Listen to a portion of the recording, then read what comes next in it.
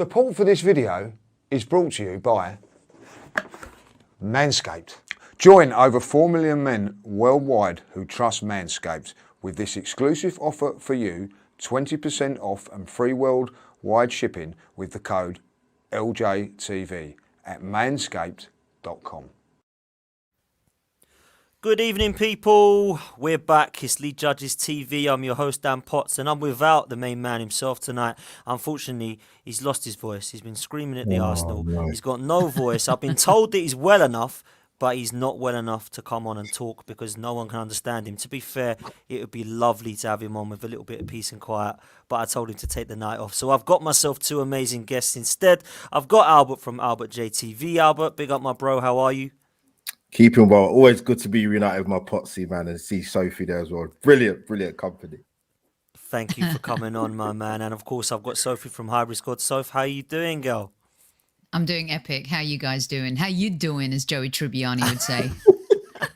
Yeah, we're good, man. And We're good. always better after an Arsenal victory. It's always great watching Match of the Day, and then you can relax more on the Sunday when we play on a Saturday, knowing that we've won. So I'm more than happy with that. Before we do start, please smash a like on this video. Please subscribe if you haven't done so already, but also get yourself over to manscaped.com and use the code LJTV to get yourself the discount that you need for the Lawnmower 4.0. If you haven't received it already or gone for it already, please make sure you do. A fantastic gift for Christmas.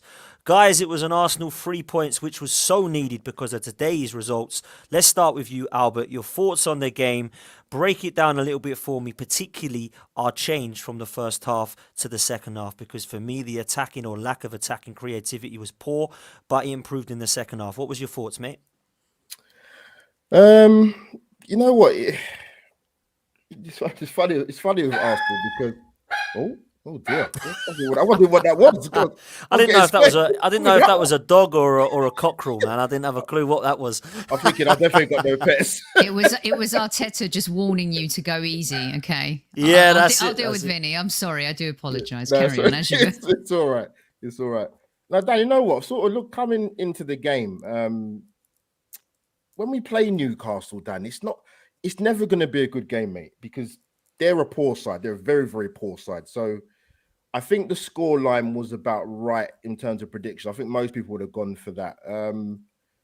I think I expected a couple of changes from Liverpool. I thought Odegaard would come back in, and I thought there might be a possibility after, unfortunately, Tavares' poor show that Tierney would come in. But I have to give Mikel Arteta a little bit of credit, Dan, because it would have been very easy for him to bring back Kieran Tierney into the side, but he didn't, and showed a bit of faith in Tavares and played him, which I think, and I'm not saying it after the event, I think it was a good thing to play him, to be honest with you. Dan, you know what, the same problems for me in terms of our attack, the lack of fluidity. I know people talk about the creativity, but you know, you can't legislate for a miss from 1 yard from Aubameyang hitting the outside of the post. You just could not legislate for that. But yeah, it's the attack, mate. Unfortunately, we're not consistent in starting games very well, and that was a reflection yesterday. And even with games like that, Dan, as well, it could take a one moment, as you saw Ramsdale with a fantastic save from John Joe Shelby. That could have been a very, very different game if that had gone in favour of Newcastle. But I don't know what it is with attack in terms of just the lack of fluidity. And you know what it is? It doesn't seem to matter who we play as a 3 or a 2 or just off the striker. It never seems to click. And to be fair, I don't know what Arteta said at halftime, but they had to come out a bit better, Dan, because you know you're at home. You're playing a team that are clearly struggling. They're letting a lot of goals, Newcastle. And the longer the game sort of goes without getting that goal in the first 15, 20 minutes, the anxiety does build up amongst the fan base in the stadium, and it can sometimes transcend onto the players. But I have to say, what I was pleased with most is to get 2 goals from open play, because you saw that horrendous stat last week, ranking 19th in the league for goals in open play. That's not good enough, irrespective of the so-called strength of your squad or team. So very pleased with the goals. Very happy for Martinelli. Tomiyasu take a bow, son. Honestly, that pass for Martinelli's goal, he made it look easy, but it's very, very difficult.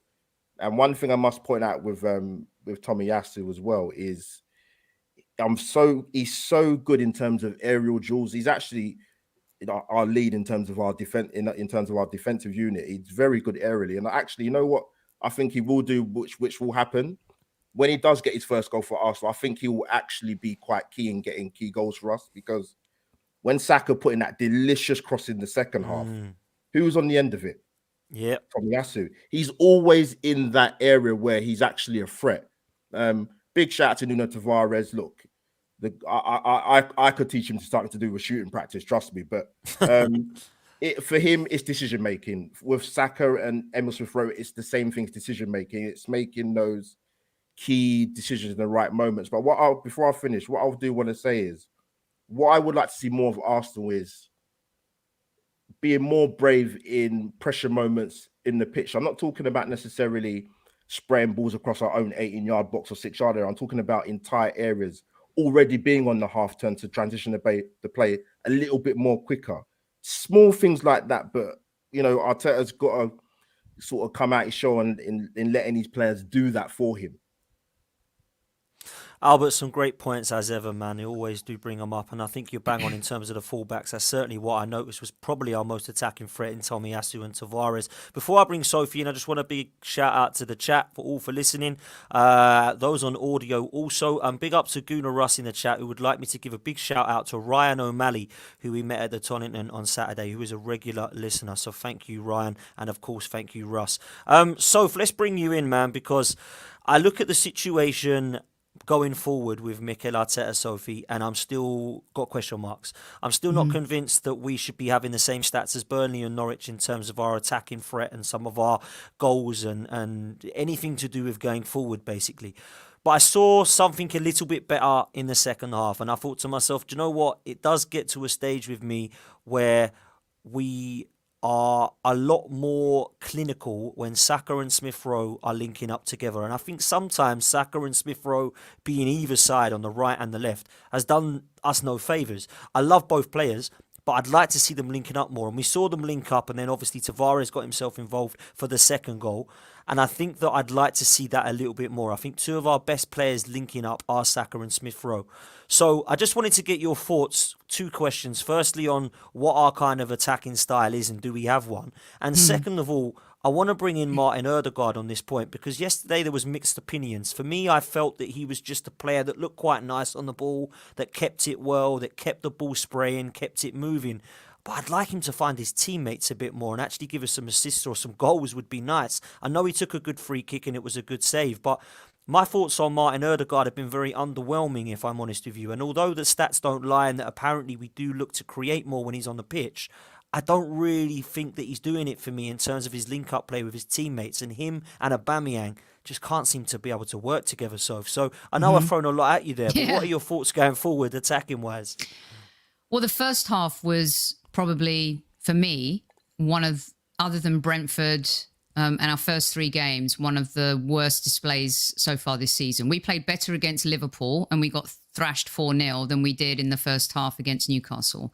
There was no connectivity. The gaps between the midfield and the defence were really wide. We were playing a lot wide. We couldn't. It felt like everything going through midfield was narrow. That's a thing that I think Arteta needs to work on, because that's where I fear we don't have a plan B if we're not able to penetrate from wide areas. And a lot of the times, I think why Nuno is playing more so than Tierney right now is Nuno has the ability to, when he does cross the ball, he keeps it on the ground. Versus when Tierney crosses the ball, you could go back and look at certain games, it's aerial. And we don't have an aerial threat unless it's coming from a set piece where Gabriel and Ben White are involved and a Tomiyasu is involved too. That might change now with Tommy on certain breaks, but he's also not going to be able to do that against top-level teams. But as bad as we were in the first half and as bad as we've been in the second half in recent games, to see the team respond to whatever happened in the dressing room and to come out in the second half and really own, especially the first 25 minutes, I thought was encouraging. Saka had a poor first half, most of the team did, but he put that team on his shoulders in the second half. And I'm not sure we're running out of ways to describe this young player who continually, even when he's having a bad game, ingrains himself in a certain way that still affects what happens with the team. And I don't think this is the game to criticize Arteta. I think it's the game where you look at and you say, in seasons past, are these the kinds of games, are the Norwich, the Brighton, the Burnley games where we would have dropped points? Are we now starting to build a tenacity and a backbone and a new DNA and culture that helps us win ugly, which sometimes can be very beautiful? And I think having that grit and determination in this squad is something new to us. We haven't seen it in years. We've been a soft touch. We've been weak sauce. So I'm happy to still be, okay, we're getting the results and the performances hopefully will come, because they definitely have to come, Dan, when we're playing against better sides. As for our identity, I think the problem is everything's slow, right? And I do think eventually he wants to play fast football, not heavy metal football, not Ralf Rangnick, Jurgen Klopp football, but he definitely wants to have a little bit of that Manchester City vibe about him. And what worries me is sometimes players like Odegaard can make a fast pass, but also he can really slow the play down a little bit like Xhaka. Aubameyang runs channels, and sometimes I feel for him because he may not be getting the ball quick enough, which makes him look slow. So that's the gap I think that we really need to work on the most, is when we do have the ball and we're in possession, especially in that midfield area, you know, how can we penetrate faster, quicker, and allow our forwards more of an opportunity to get on the ball and score? But Aubameyang's form is worrying. Partey's form in that game was worrying. I think coming back from an injury, maybe that has something to do with it. You saw the growth of Sambi again, being able to bounce back mentally. So I'm not worried, and I don't want to overreact either, because Newcastle are really bad. They're bottom of the league. They haven't won a game all season. And to be quite honest with you, that's the type of game we should be winning like we shouldn't. Nothing's guaranteed in football. But if Aubameyang scores that goal, and where he hit the post, I felt like, wow, the floodgates is the type of moment where the floodgates could have opened. And I think that also we had to overcome that. And in the past, we haven't been able to. So that I was encouraged by those moments and those things in the game. Yeah, 100%. And I just want to stick with you, Soph, before I come to Albert, one thing, because I want to get rid of the negatives quickly, and then we get more into the positives, because there was a lot of positives in my opinion. So I want to get rid of these questions quick. Let's just quickly touch on Aubameyang before we move on, because he's had a poor game against Watford, missed a penalty, you know, took the goal off of Odegaard on the line, was offside. Nothing went right for him. Liverpool, I thought he was poor. I didn't see much from him. And yesterday, although I saw a lot of running and a lot of trying, again, nothing's coming off for this guy at the moment. So what do we do with Aubameyang? Do we drop him, or do we just play him knowing that he is going to score goals? Because let's face it, he has bad games and good games, but always manages to get double figures. So what's your opinion on that one? Today, Michael Carrick, who's interim manager at Manchester United, dropped Cristiano Ronaldo. And everyone, that's an eyebrow raiser. He's one of, and you guys can correct me, their top scorer this season. He is the guy that is able to kind of turn a game for them. But at the same time, he's not the guy that's going to play to the strategy that United needed today to hustle and get a point against Chelsea, right? And I think sometimes there's this case of when you're a novice manager, you tend to go with the experience. Sometimes Gareth Southgate, who's more experienced now, still sticks with Harry Maguire might be rubbish for Man United, but he's going to start for England. Harry Kane's going to be rubbish for Tottenham, but he's going to start for England. And I think that Arteta believes every game that Aubameyang might be the game where he does something. And I think he's always willing to bet on Aubameyang. But when you see the substitution in 96 seconds with his second touch, Martinelli comes on and immediately has an impact in the game, it has to give the manager food for thought. You know what? Against certain teams, when we're facing certain defenses or we're facing certain tactics, is this going to be the way I move forward? Because what Martinelli did immediately and what Laka did immediately, even though he was on for a finite time too, we had more speed. And you saw the difference as well with the passing and the movement and everything. And I think that's what he provides. So I think that Aubameyang, I think we were lucky not playing United in this game. It gives us time to adapt to them because Carrick's definitely adapted that team just a little bit. But I would definitely be looking at if this continues for 2 or 3 more games, you're going to have to bench him. Why does Lacazette get benched all the time after a bad game or a bad result? You know, and he's vice captain. It's a great question, Soph, and it's one that I want to answer in really from the manager, because it looks to me the minute that Pepe has a bad couple of minutes, he can't wait to get him back on the bench. Martinelli doesn't really do it against Leeds in the League Cup or Wimbledon because he's playing with Eddie Nketiah and Cedric and El Neni, so he's not good enough for the first team, benches him. But Aubameyang just carries on playing. And I've got to bring it up. I love the kid. I know everyone loves him and he scored yesterday. But Saka's been poor. But he plays 90 minutes every game. So why is it one rule for one and one rule for another? I don't really get that. But personally, I know Aubameyang's going to score goals because he always does. However, as the captain, I want to see more than a little bit of running around. And I do like the way that he's looked a bit sharper. I do like the fact he does score goals still. But it is getting to a stage where I'm on the brink of saying, what do we do with Aubameyang? Now, long term, I don't see his future at Arsenal. I do believe he's coming to an end, as I do with most of our strikers, believe it or not. But at the moment, they are both what we've got with Lacazette and Aubameyang, and they both need to improve their end product. They really do. Dan, can I just jump in real quick? Because someone's saying in chat too, well, Lacazette isn't scoring either. But what he offers the team when he's not scoring is far greater than what Aubameyang offers the team. That's the point, exactly. And I think that's really important. It is massively important, because if Lacazette is not scoring goals but his link-up players creating, then of course that is then getting the assists that's needed as well. Now, some people might say that Martin Ødegaard and Lacazette and some of the others aren't creating as well, and I still believe there's a problem in this team moving forward, and we saw that in the first half. But let's move on to what we did see in the positives, because I think there was quite a few, if I'm honest with you. I actually left the Emirates feeling very, very pleased yesterday because of a couple of things. The first thing, Albert, that pleased me was our fullbacks, and I mentioned it earlier and so did yourself. Nuno Tavares and Tomiyasu both got an assist and kept a clean sheet, but they were two attacking threats. You mentioned Tomiyasu getting in the box, Nuno Tavares' assist. I love the link-up play with both Saka and Smith-Rowe for that. And I just feel like he looks a little bit like an Adama Traore that can defend, if that makes sense, in terms of his engine, the pace, the power. He looks to be able to drive through players and just go through a brick wall for us. And I think what I love about the ability is he looks comfortable on both of his feet. So let me put the question to you. First of all, what did you make of his performance? But the second question for me is, what do we do with the Kieran Tierney or Nuno Tavares situation? Because for me, Albert, this is a great decision for the manager to have to make. I want this in every single position. You know, there's so many fans that aren't used to being a big club anymore that they say, oh, we can't keep Pepe. He ain't going to be happy. We got to get him out the door. We better sell Lacazette and Aubameyang. We better sell Tavares because he ain't going to be happy. We need this in every position. When Man City don't say this, they don't try and sell John Stones. They don't look to get rid of Bernardo Silva. We need to be looking at the level of we need 18 to 25 players, not 11 to 14. So that's where I believe in, and I stand on it. So what's your thoughts on squad depth in terms of Nuno Tavares and his performance? Because I think he's killing it. Competition at a football club. What a good problem, mate.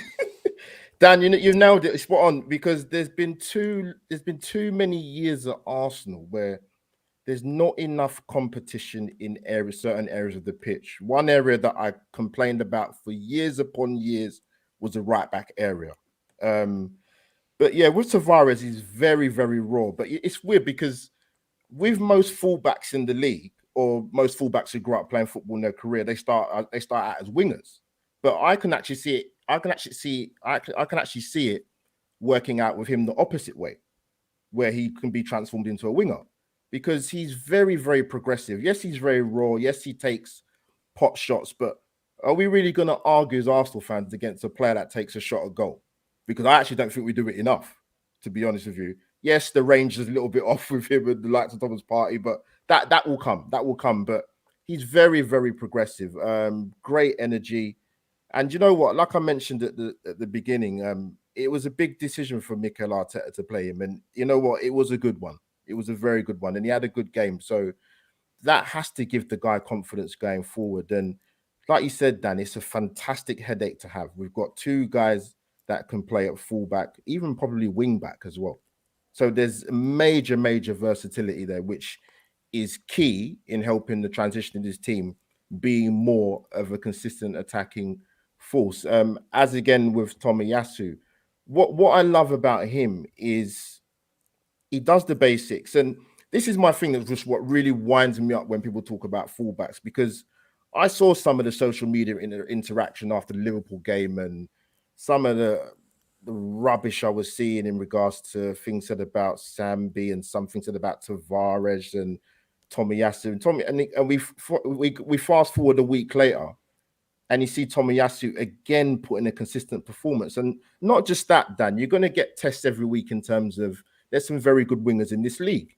If, for example, Tomiyasu had that with Dwight McNeil, he's had it with Son, he's had it with Cucurella at Brighton, who gave him a torrid time in the first half, but in the second half, he did well. He started well last week in the game against Liverpool, I thought personally. So those are the tests that he's having, and he's coming through with flying colours. And we've actually, what I've been sort of crying out for a number of years is when we see wing backs and fullbacks play up and down Europe, not just in the Premier League, is you're not going to get fullbacks that are fantastic in both facets of the game. I don't know too many that are. So what Tomiyasu will give you in terms of defensively, it will come good, Dan, with him going forward. Trust me. He got aerial threat. He's got presence, as I mentioned earlier, in terms of aerial battles. He's got the most out of our defense at Arsenal. That's not a coincidence because he's in the right place at the right time. It's all about positioning and positional sense and knowing when to go forward and support the attack and knowing when to sit in. Fantastic around the cover. But listen, we've got very good problems for once at our football club on the playing side of it. 100%, mate. And what I like about Tomiyasu as well is that, do you remember when we had Lauren in the Invincible season and it was just a 7 or an 8 out of 10 every single game? That's what this kid's doing at the moment at 22, I think he is. A great signing. You know, Gunnar Russ has hit the nail on the head there by saying that he can defend, knows how to win headers, knows how to get into balance of understanding of both a defence and attack. And I just thought it was a very good performance. And he was my man of the match yesterday, just ahead of Nuno Tavares. Sophie, let me bring you in on a couple of things here. I want to talk a little bit about the mentality now and the shift of culture in this side. Because whether you like what Mikel Arteta and Edu are doing or not, I personally have a lot of question marks about it on the pitch. But certainly off the pitch, I can kind of get it. I personally feel like the mentality of some of these youngsters, Sophie, is starting to impress me. Aaron Ramsdale, Ben White, Gabriel, Nuno Tavares, Lokonga, both made mistakes against Liverpool at Anfield, but Arteta gave them the confidence in them to say, I'm going to continue playing them, and they proved to be able to bounce back. So it's a good headache now for Mikel Arteta to have in certain positions, and I think that we do need that strength in depth moving forward. So what's your thoughts on some of the new key signings that have come into this side and their mentality, Sophie? I think the most important thing for Arsenal Football Club post Wenger and post Unai was to put the old Arsenal in the rearview mirror and build on a new DNA, culture and identity. All great clubs do this. This is why Sir Alex Ferguson stayed so relevant for so long. He moved with the game. He moved with the times. He wasn't afraid to ship out assistants and ship new assistants in. He wasn't afraid to ship out legendary players, play with younger players and move with how the game was going. That's why he was able to win as many Premier Leagues as he did. Now, for us especially, what we've had to redevelop is a winning culture that started with the FA Cups. And that was a good thing. But now in the Premier League, 17 years on, a little bit like clubs like Liverpool, who were able to overcome that after 30 years. It's been 17 years for us. We just need to start at being a competitive team in the Premier League again, then a consistent team in the Premier League again, then get back into Europe again, and then really start thinking about challenging and becoming a potential Premier League championship winning side. That's going to take a long time because everyone around us has evolved. And I think that these players who have come in, Arteta has had a head start with it. Their maturity level is insane. These players are actually more mature than Kolasinac and Mustafi ever were. Like, ever. We're actually really fortunate because what I like about this new regime in terms of how they like to acquire talent is that it's not just about football. It's about character. It's about mentality. It's about having a DNA that fits into something that is being built. This is why I fear that someone like Saliba hasn't been given a chance. It's not because he's not a good footballer. Yeah. It's not because he's not talented. there's a character clash for Arteta. That's my personal opinion. I agree. And that's why Guendouzi isn't there anymore. That's why Torreira more so, because it's like, hey, you don't want to be here, dude. I'm not going to sit here and try and convince you to be here. I got to move on. I've got a club to build. But when you look at Nuno's age, Sambi's age, you know, you're not made captain of Anderlecht by Vincent Kompany for nothing at 21 if you're not a leader. And we're actually really fortunate to say, mate, in a few years' time, you could say, okay, if this team can stick together, we can really build something. There's a potential captain in Gabriel, Ben White, Tomiyasu, Kieran Tierney, Saka, Thomas Partey, Sambi Lokonga, Aaron Ramsdale. And I really believe it takes sometimes a player to truly galvanize a team and electrify it in a different way. And as good as Tommy is and Gabriel is and Ben White and Nuno have been and Sambi, and we're seeing this all come together, Aaron Ramsdale is that fuse right now.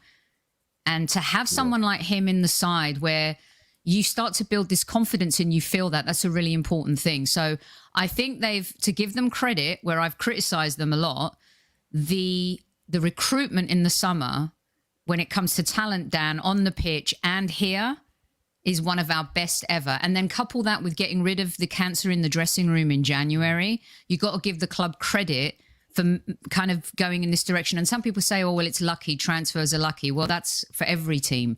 But you could clearly see they've done their homework here, and so far it's working out. But it's a long season to go yet, and we really do have to improve our performances, and we really need to make sure that we do that, because once we face those bigger teams, Dan, you know, we can't get away with some of the things we've gotten away with against the Norwiches, the Burnleys, the Newcastles, and the Villas and the Tottenhams in the second half.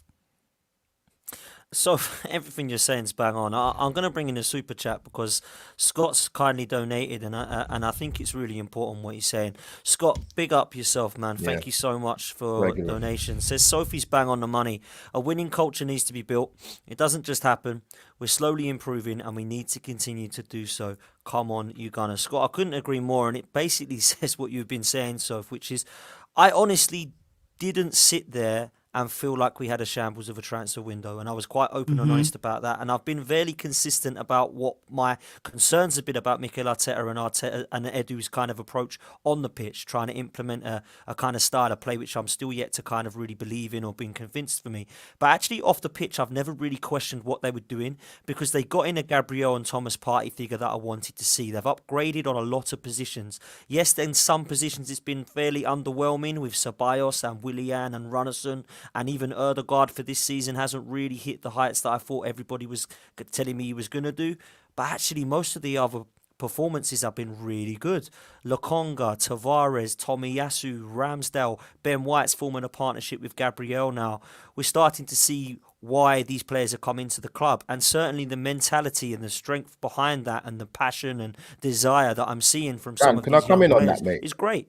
Go on, Albert. Can I come in on that? Yeah, Sophie made some great points about the character and the you know, being consistent and then challenging. It's gonna take phases. And what I kind of find a bit funny sometimes with the Arsenal fan base is we talk about often how the media have it in for us, right? With certain things they say, but it's like even when we won, I look at 3 games this season in particular that we won and that we deserve to win, by the way. They were very different performances. Villa, for 80 minutes, we were consistent. Leicester, we had that 25-minute burst where we just completely wiped the 4 of them.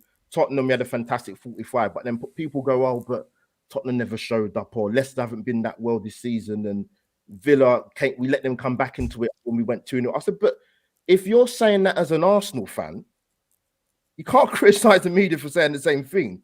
Those are the games we deserve to win. Like, you can't have it both ways. We're not going to go and pummel teams 4 and 5s. We're not that team. There's very few teams that can do that, probably in world football, not just the Premier League. So Arsenal fans, just sometimes take a back seat, and we're the better side. We're not. And Albert, just to add to what you're saying, and as I say, those players are mature. There's a naivety to us still at times. Yes. Right? So maturity, you can have that, but naivety can creep in when it happened at Liverpool. Our naivety was there for everybody to see, especially in that second half. And those are the things that this team's gonna eventually evolve on and get better at. And those things are the ones that take time. You know, I mean, look at Manchester United, trounced by Watford 4-1. They go to Chelsea today at Stamford Bridge and they put in a performance and they get a point. Yeah. Listen, am I surprised we lost to Liverpool? No, I'm just disappointed the way we did lose to Liverpool. But I also, as a fan, have to stop and think and understand, okay, hold on a second.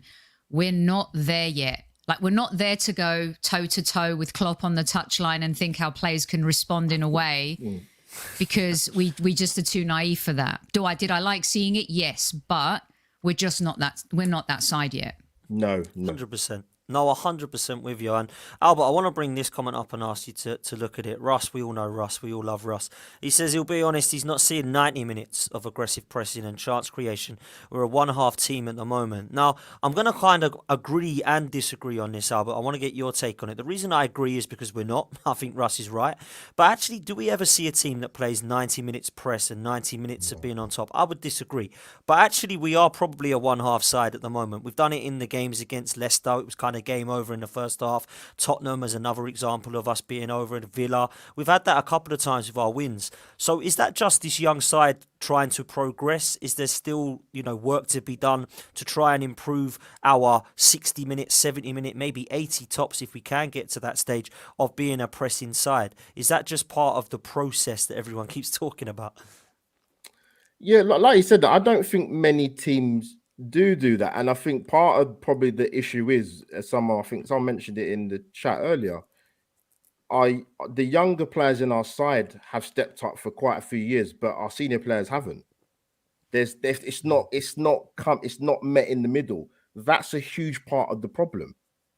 So it should be the other way in terms of we should be relying on the experienced players to consistently deliver and to guide the youngsters and nurture them into the team, but that's not happened for a few. So that's a huge issue. And I mentioned it just before with the games in particular. So when you're 3-0 up against Tottenham at half time, you're not going to go into second half going for 4, 5, and 6. I would have loved us to beat Tottenham 6-0, but that's not the way the game was going. The same thing against Villa. We went 2-0 up. We're going to the second half. We go 2-0 up into the second half against Villa. Of course, Villa are going to come out and play because they're 2-0 down.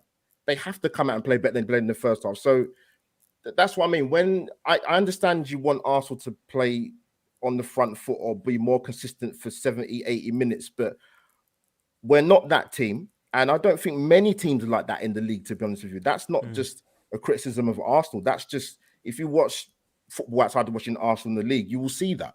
It's not easy. There's very few teams that can do that, probably Liverpool and Man City. But other than that, I wouldn't, like Sophie mentioned earlier, I'd like to see Arsenal move the ball a bit quicker because it's too slow. It's too pedestrian. It's too one-paced. That's why we don't start games on the front foot very often. So that's why we get the little 25-minute burst against Leicester where we was fantastic. That first 25 minutes, we blew them out of the water. That was brilliant. But do I want to see it over a sustained period of time? Of course I do.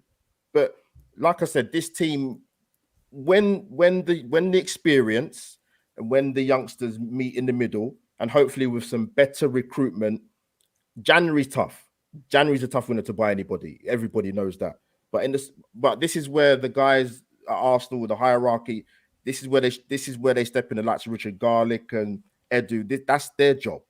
That's what they have to do. That's not us. It's not down to us fans to be. We can have the Twitter debates of who we should want to come in, and we want a Kamara from Marseille or a Basuma or a Zakaria. That's not down to us. Arsenal have to make that decision. Yeah, 100% right, mate. And let's bring in a super chat on that point, because I do want to talk about Martinelli and then look towards the Man United game. But I think it's important and it's come at a good time. There's a super chat from Sam, so if I'll put this to you. Is bringing in experience a must this January in the centre of the park or elsewhere? Because for me, there is experienced heads at this football club like Aubameyang and Partey, but perhaps they're not the ones that we're looking towards. It seems to me as if there's a lot of youngsters now that are proving to be the most important players, like Albert was just touching on. So what's your thoughts on that, Soph? Well, Dan, when Edu did his interview with Sky Sports, he said that they wanted to recruit, and the philosophy and the objectives and the strategic long-term plan is to build around youth. And the next phase for the club would to bring in world-class players. Those were his words, world-class players. The issue for us in January, guys, is that without European football, you cannot attract world-class players. And we're not guaranteed European football next season. Now, we have several avenues right now. We're still in the domestic cups, albeit one you have to go through the qualifying phase. And we're still within a shout of that top four. That fourth place, I truly believe, is up for grabs this season.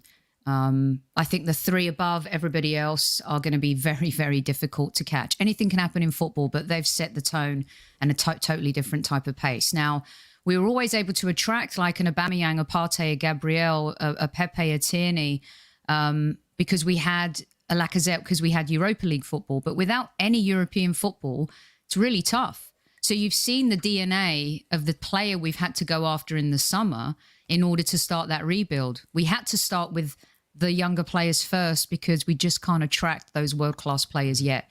So for me, to answer Sam's question, we have to have European football. If we really want the Arsenal to move up another level and we want to attract some of those players everybody's talking about, having European football, Dan, is going to be key. And I truly believe that with this core that we have, and you add three really good players who have the same character, same mentality, and, we get into Europe, that's where I believe the true stepping stone and the evolution of Arsenal will kick in.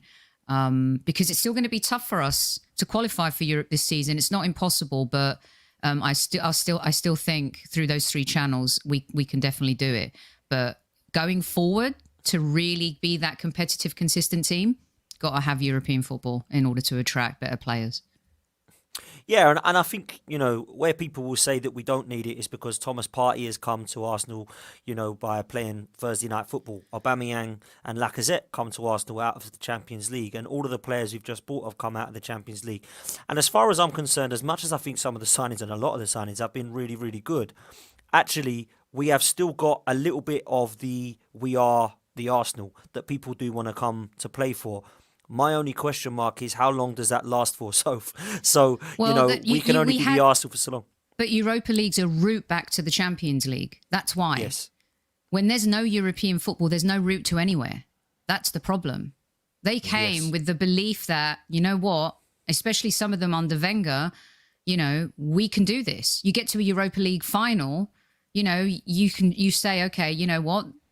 It is the Arsenal, but also they are in Europe. Without that, Dan, without that nugget, without that route back, it's really tough, really tough. Yeah, and I'm with you. I think top four is up for grabs. I think West Ham, Man United and Arsenal, it's going to be one of those that gets in that fourth spot. I truly believe that. And Pavel put in the chat a minute ago that to make sure that we get European football, we are going to need to spend in January. And personally, I feel that a centre-forward and a defensive midfielder needs to come in to ensure that we've got enough strength in depth moving forward to try and fight for that fourth place. Soph, I want to just stay with you quickly and then get Albert's thoughts on this as well, because it's a big topic that you and I are massively about, Sophie. So I'm starting with you. Martinelli. Me and you have been calling for this guy for a while. I've been calling it on Highbury Squad and on Lead Judges TV and on the podcast platforms I'm on. And I don't think it's unfair for me to say that when he has been given a chance, there hasn't really been a chance. I think Leeds and Wimbledon were the proper chances he had, surrounded by a B team. I think when he was coming on in this first team, he was given 5 or 10 minutes. Yesterday, for the first time, we saw him given 25 minutes at least, and I thought he was exceptional. Not just the goal, the movement off the ball was sensational. A lot of the times we see Pepe and we see Saka hugging the line. Actually, what we saw was Gabriel Martinelli coming more into the centre. I absolutely loved the performance. I thought the goal was a very underrated finish, and I was really, really excited by what I saw. So talk to me about your thoughts on Gabriel Martinelli, Soph. I was so happy for him. I was kind of like acting like a proud mother because I felt that he deserved the chance, especially when we're not scoring goals and we're not creating chances.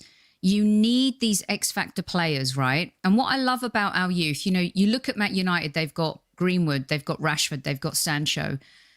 You look at Chelsea with all of their youth this season that are doing bits left, right and centre in the Premier League and in Europe.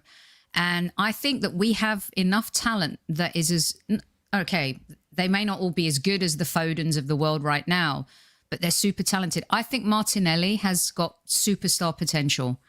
There is something about that kid, the way he plays football, he's got the X factor, the intangibles.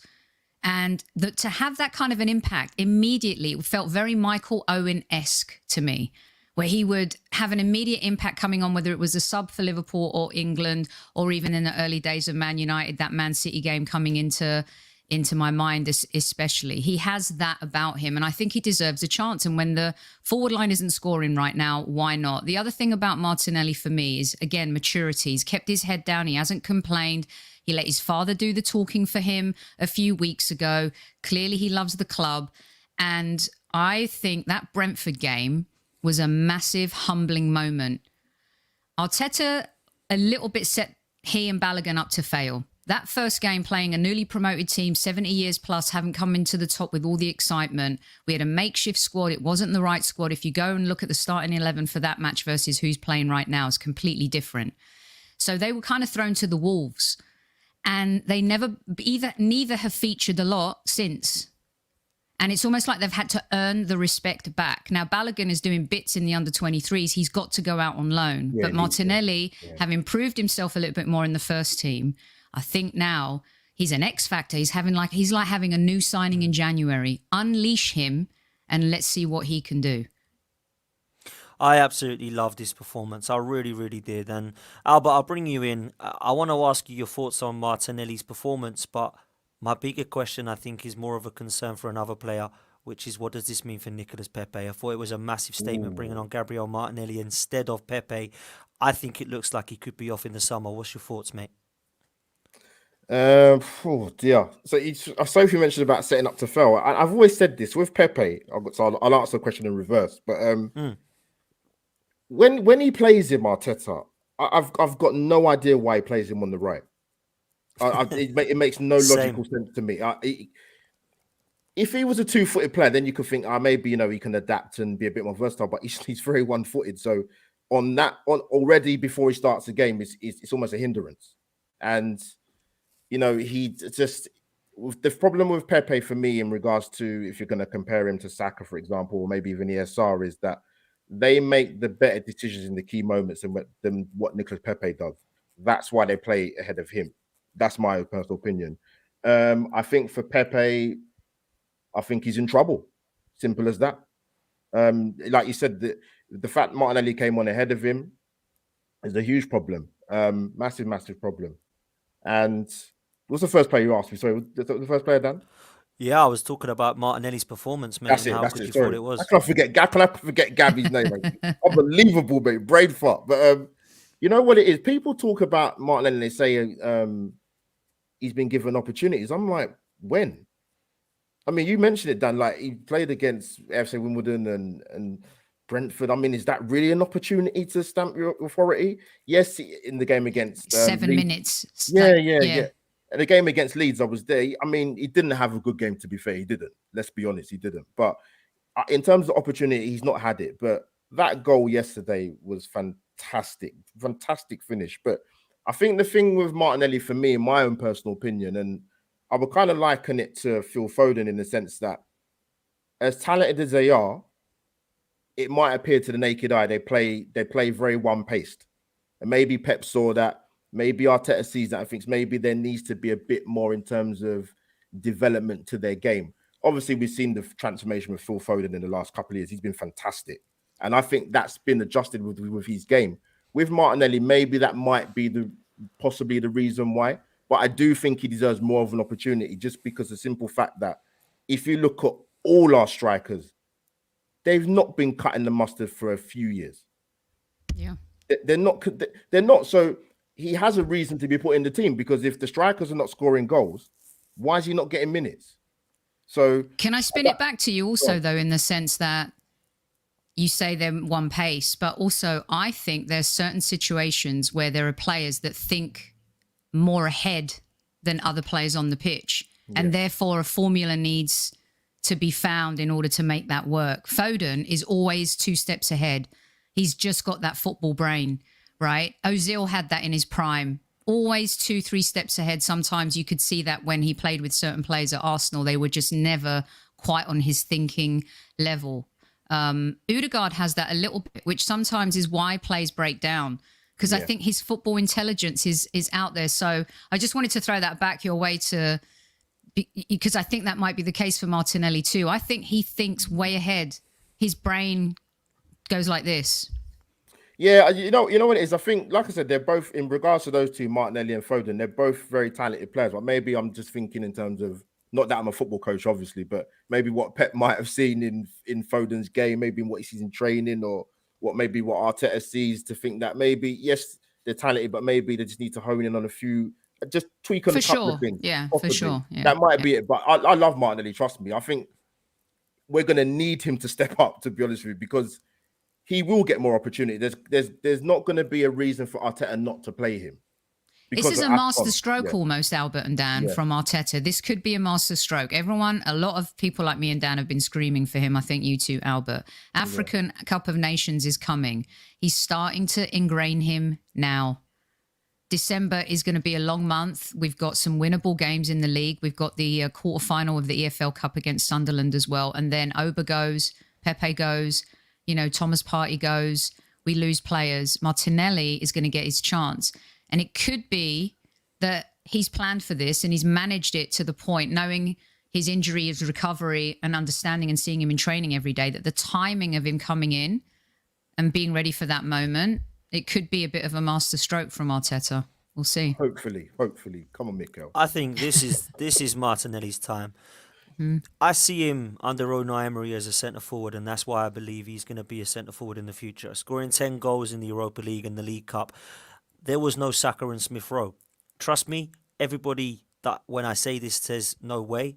I think this kid's ceiling is much higher than Smith Rowe and Saka. I really believe that, because I believe the tenacity, I believe the positioning, I believe the pace, the power, the end product is better than them two put together. For me, I think we've got something special on our hands, and that was why I was getting very frustrated when I was seeing him mismanaged. Now, the ACL didn't help, the injuries didn't help, but I was really worried about having 2 years development or lack of development for Martinelli, when I believe that he's probably one of our most talented players in terms of raw talent. So that was what was frustrating for me. As for Nicolas Pepe, I think his time's going to be up in the summer. We need to make a decision on him because he's got 2 years left, so he either signs a long-term deal or he gets sold. I don't think Arteta rates this guy at all, and he's certainly not looking at getting a system change for him to fit into it. Now, we might find that Pepe goes back to France and he kills it. He might be brilliant. He could stay in the Premier League and be a flop. I think he's one of those players that we need to try and get an understanding of a system around him. And I don't think we're going to do that with Nicolas Pepe. That was a massive statement for me yesterday, seeing Saka come off and Martinelli come on the right, which, let's face it, he has hardly done at all. But I thought he was outstanding. And what I loved about his position and his movement was the fact that I see him as a centre forward. And that just proved to me the points to be right. And I was really, really happy for Gabriel Martinelli. I want to bring in a super chat that is I've missed now. So Dave, I don't know if you can throw it up for me, because it had come up about the from Sam. Here we go. This is an unbelievable super chat, which I absolutely love. And I've been crying out for God knows how long now. Why does it have to be the end for Pepe? We need depth, don't we? Is it a question of wages? Now, what I've just said there about Pepe is going to be true, because I believe this manager doesn't want him. But we need more than 12 or 13 players. Yeah. So why is it that every single time we have a competition for places, somebody has to bloody leave? No, because when the Invincibles were about, I didn't see Gael Clichy going to be sold because Ashley Cole was still in place, and Edu was getting frustrated, so he had to go over to Spain because Gilberto was in place. We kept them all together as a squad of 25. Will Tord and Kanu were a massive part of the Invincibles season because they were back up to Bergkamp and Henry. Now, some of those players a couple of years later moved on and they thought, do you know what, I need a new challenge. But actually that squad was so important. So it isn't about, Sophie, 11 players. It's about 25. So why do we have to keep looking at selling players when somebody takes their place in the team?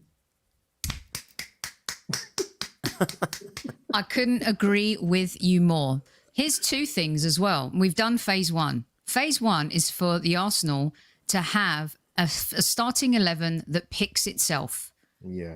We haven't had that in a very long time. And all of a sudden, we have a starting 11 that picks itself. And we have, especially in the left-back position, we've got two really great players. Kieran Tierney is not going to be the forgotten man. He's going to be playing, and he still has a huge role to play at the Arsenal. We need that in every... Look at Manchester City, Liverpool, Chelsea, the way they've built squads. They have like-for-like players. Okay, maybe not in every position, but in at least 70% of those positions. And whether Pepe's the right person to be that player, if it's not him, replace him with someone who is. You don't sell and then sit the way Wenger used to, right? And then he'd rely on the Chambers of the world and the Jenkinsons of the world and all of those types of players. You need more quality than that to build a squad. And I completely concur with you. There's no reason why he can't. Now, would he be hungry enough to come on in a situation and show that what he can do? Because he's had so many chances. And barring that season where he played with Laka and Ober up front and we went on that cup run, that was the best I'd seen him play. You know, and he's had a lot of chances and he hasn't really shown, I don't think, Arteta the best of him. But yes, we need a squad and we're slowly getting there. Centre-backs, you know, God forbid if something happens to Gabriel and Ben White, who's going to come in? Holding and Mari? Oh, so we're not there yet, guys. Tomiyasu, God forbid 100%. Something happens to him. Maitland-Niles can play in that position, yes, but, you know, we have to be really careful. We're a couple of injuries away of being in a tricky place. I had this conversation at Anfield with my dad, and I said, do you know what? The two most important positions to stay injury-free are Tomiyasu and Gabriel. Because Cedric and Holding are coming back in and we're going to be in trouble again. So we are not at the stage of let's try and see who's, Pablo Mari, we might have to sell him now because, you know, he's not playing. No, we need to keep these players that are going to come in and be replacements. They're so important. So that's my say on it. Albert, I'll come to you on the same question, man, because I think it's important.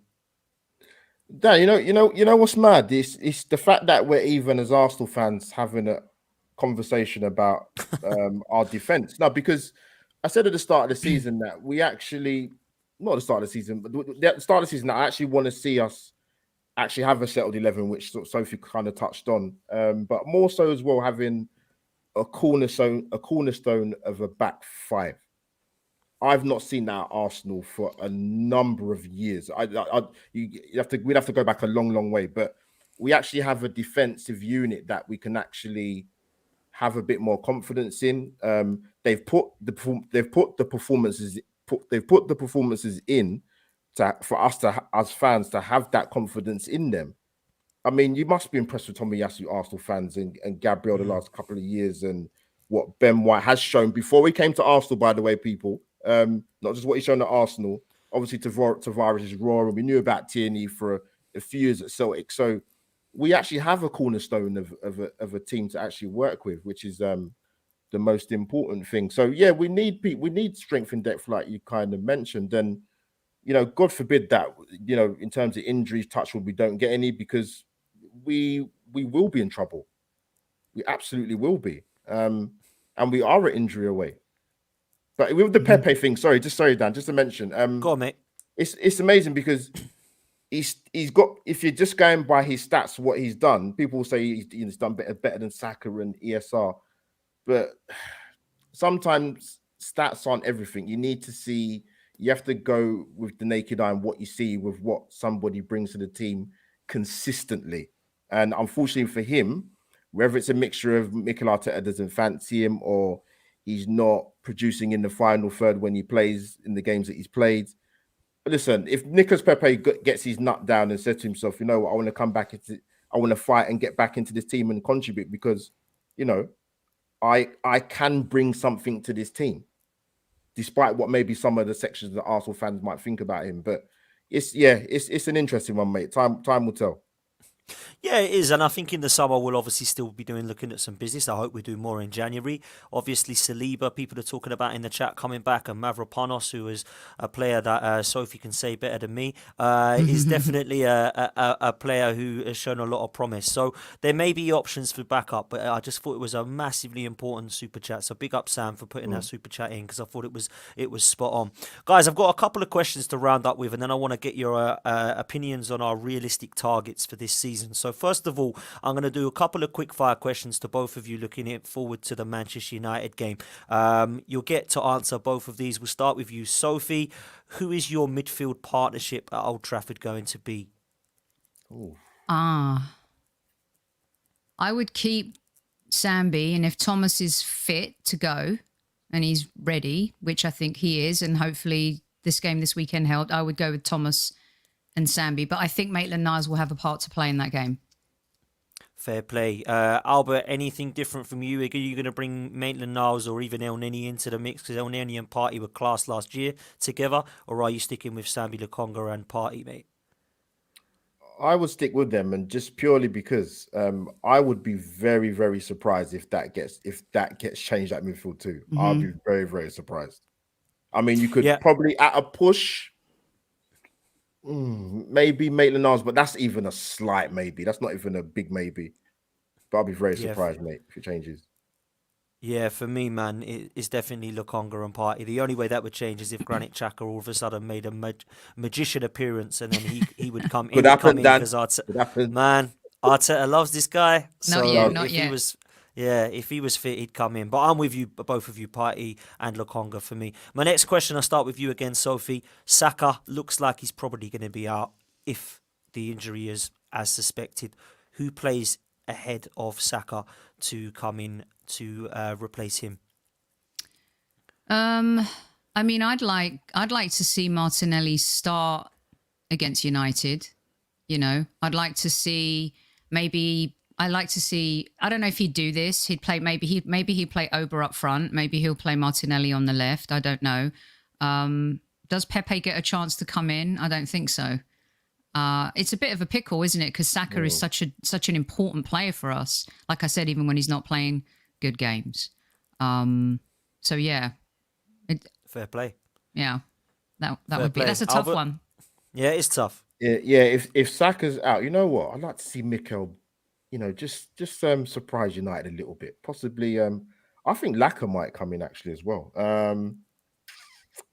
I'd like to see Laka and Martinelli come in. I don't know how it would work, but listen, United's defense, let's be honest, as good as they are attacking wise, let's make no bones about that.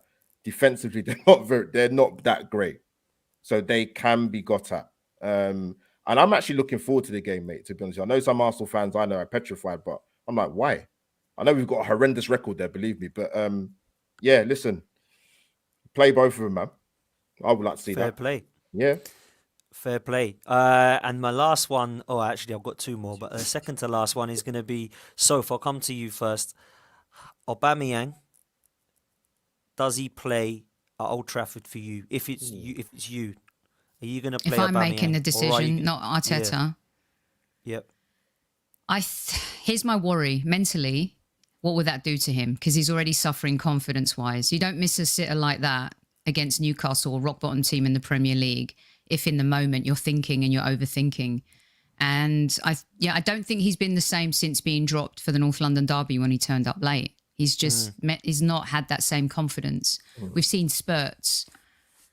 I would start him, but I would really sub him early in the second half if I wasn't seeing enough from him. And maybe there's another super sub moment game for Martinelli before he actually physically starts a match like that. But yeah, I'd play him, but then sub him very quickly. I would not be waiting with 20 minutes to go. Be like a 55-minute marker. Yeah, fair. I think it's a fair point. I personally would play Aubameyang and Lacazette together like we were seeing. I would drop Martin Ødegaard for this one, and I'd have Lacazette and Aubameyang, and I'd probably have Martinelli and Smith Rowe on the wings, if I'm honest with you, with Partey and Lokonga. And if people think that perhaps that's too open, then I think we could look to change it. But personally, I think that is working or has been working for us. So I'm going to go with that formation. Albert, what about you? Is Aubameyang going to play for you, mate? Oh, he will play. But I'm at the stage with him, Dan, if I'm being honest, where as much as we talk about creativity and I look at his performances, it's like his head's not here. I'd give him 45, man. And if I don't see something, I've got to take him off. Yeah, and I think that's fair. I think Sophie's with you there as well, to be honest with you. Guys, the last one then is the one everyone's talking about. Nuno Tavares or Kieran Tierney. Sophie. I just think man management wise, for the first time, I've seen Arteta make a good decision this weekend. And there were many of us, I thought, you know what, play Tierney, maybe bring in Maitland-Niles, bring them on in the second half with 20, 30 minutes to go. But he made a bold decision. And for the first time, I saw him manage in a different way, in a more kind of thinking long-term versus just yielding short-term results, even though it's a one game at a time season. So I keep him in the team. I just don't think you bench players when they're on fire and they're playing like that. Liverpool are going to make a lot of players look really bad, and a lot of players are going to make themselves look bad against Liverpool. If that was a game against a Watford or a Newcastle, I'd say, okay. But you don't bench players when they're on fire like that, and especially a young player. So for me, he starts. Fair enough. I'm going to put in a different penny's worth, because I would go with Kieran Tierney for the pure fact that I believe in this game we learn from the mistakes of Anfield. And I know Manchester United are not like Liverpool before everyone starts getting excited, but actually it's a huge game. It's a massive place to go at Old Trafford, and this game is huge because we're fighting with them. We're not fighting with Liverpool. So for me, we can't afford another Nuno Tavares pass back or something like that. So for me, I look defensively, and I think, do you know what? I like Nuno going forward. I do like him at the back as well, but I think Kieran Tierney is the experienced head, and I think he's better defensively and gives us a lot more balance. So for me, I'm going Kieran Tierney. Albert, what about you? I would have to bring back my Scottish Braveheart for this one. I would bring him back. I would. Yeah. I wouldn't even think about it. Nothing personal against Nuno, but bring my KT back for that game, definitely. Yeah, no, fair one, man. And do you know what? I think he'll start with, I think he will go with Tavares. Two reasons. One, I believe from what I'm hearing, I don't know if it's true, Kieran Tierney keeps cramping up. So I don't think he's going to be fit enough. And let's be honest, the kid was immense yesterday.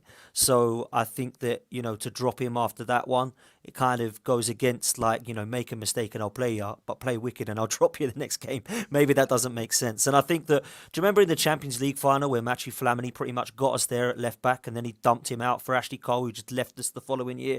It kind of might look a little bit similar to that, some may say. So I can understand why people would want Nuno Tavares in. And like I said, it's a fantastic problem to have. Absolutely. Fantastic problem to have. Guys, just before we do wrap up, because we've hit the hour mark, I want to say a huge thank you to everybody in the chat live. Thank you for watching. Over 450 of you at one point. That's amazing watching live. Please smash the like button if you can. Subscribe to the channel and come and follow the guys on their socials in their display names. That would be amazing. Before we go, Albert, let's start with you, then we'll end with Soph.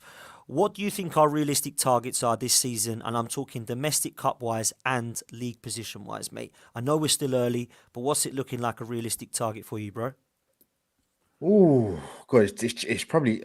listen, it's probably changed from what I thought at the start of the season. No Arsenal fan would have predicted where we are at the start of the season, where we are now. No one would have predicted it. I would be happy with a League Cup, mate. And this squad has the capability of getting top 6. But we won't get it if we don't sort out the attacking issues ASAP. Yeah, fair play. I think that's very realistic. Sophie, same question to you. I'll double down and not double down. I'll double up on what Albert is saying. Totally. I think because of everyone around us, top 6 is possible. Yeah. Not because we're good enough yet, but because of maybe the teams around us. I would love to win the League Cup. It's been since '93. Wenger never won it, and it would be a wonderful cup to win. And it's a route back into Europe, right, through qualifying. So yeah, I think we could have 2 really good cup runs. I think that would be amazing. A big, lovely, and how brilliant would it be for the club to nail their 2nd trophy under Arteta? 3rd, if you include the Community Shield fans out there that do. I don't. Yeah, I don't count that one, but I certainly do count the League Cup and the FA Cup. I'd love a trophy this year. Yeah. I really think top 4 is on though, guys. And I know top 6 is also on, but I actually do believe top 4 is on. And the reason I say that is because West Ham will start losing and dropping points. They will. I know we saw it today against Man City. I'm not talking about that. I'm talking about long-term European football. They're doing very well in Europe, which means they'll carry on going. That will definitely affect them because they haven't got a squad of 30 like the other guys have. So they'll definitely look to lose some points. They've got some tough games coming up. They lost to City today, but also they've got Chelsea and Arsenal pretty soon. I look at Manchester United and I think although Ralph is going to improve them because anybody would than Ollie, I still don't believe defensively they're good enough. The stats don't lie. It doesn't matter who manages them at the back, they're going to struggle. but going forward, they're going to score goals. So I put them as favourites at the moment in top 4 because I just think going forward, they're going to be immense under Ralph. I really do see that. I think that's a good appointment. And it wouldn't surprise me if he actually stays to be their manager and they don't have Poch come and all that, because I think they're going to do very well under him. But certainly a cup run would be a fantastic season for us. So that's our opportunities at the moment. A lot can change. I do think if we want to go that far in terms of ambition, I certainly think the squad's good enough, but it certainly would need 2 or 3 signings in January, in my opinion, just to give us a little bit of a bolster with the African Cup of Nations. Certainly in midfield, we look a little bit weak as it goes. And that's without the African Cup of Nations, without El Neni and Partey leaving. And then up top, Pepe and Aubameyang are going to be losing as well. So for me, we have to be looking at those options in January. Guys, it's been a pleasure. I've really enjoyed it. And I honestly believe that we can be a little bit positive. And it's nice to be positive, to be honest with you, because it's not always that we can be. And it has been a positive weekend. So, guys, I thank you both for coming on. Albert, just quickly, where can people follow you, mate? Thank you, Potsy, mate. Yes, Albert JT, we've got my own channel, and obviously the Lead Judges channel show I got on the Tuesday. Come and follow me at my Twitter handle at UMA57. Come and check it out, people. Excellent. Cheers, Albert. Always a pleasure having you on, man. Soph, go do your thing, man. Whereabouts can we come and follow you? Find us at Highbury Squad on all socials and on our YouTube channel too. Give us a shot. So thanks so much for having me again. I really appreciate it, Dan. Great chat with you and Albert. Great stuff, guys. Thank you so much. Thank you all in the chat. Thank you all for listening on audio. Please like and subscribe to Lee Judges TV if you haven't done so already. And me and Lee will be back with you very, very soon. Until then, see you next time and up the Arsenal. Take care, guys. Support for this video is brought to you by Manscaped. Join over 4 million men worldwide who trust Manscaped with this exclusive offer for you, 20% off and free worldwide shipping with the code LJTV at manscaped.com.